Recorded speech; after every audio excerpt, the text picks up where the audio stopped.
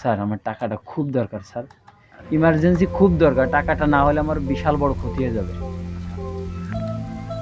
বলছি যে বুঝলেনই তো বাংলাদেশের সিস্টেম, জি এখানে আসলে সুদ ছাড়া ব্যাংক থেকে বা এনজিও থেকে ওইভাবে টাকা পয়সা দেয়া যায় না।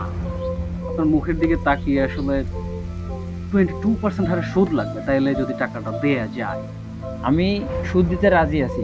সুদ দিতেও রাজি জি আছেন? স্যার, কোনো সমস্যা নেই, আমি সুদ যে করে হোক আপনাদের টাকাটা আমি পরিশোধ করে দেবো। আচ্ছা, তাহলে আমি স্যারদের সাথে কথা বলে টাকাটা হয়তো অ্যারেঞ্জ করতে পারি।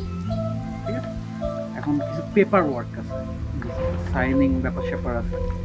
আপনি এখানে একটা সাইন করেন, ঠিক আছে? আমি দেখি ম্যানেজ করে ফেলবো কালকে ইনশাআল্লাহ।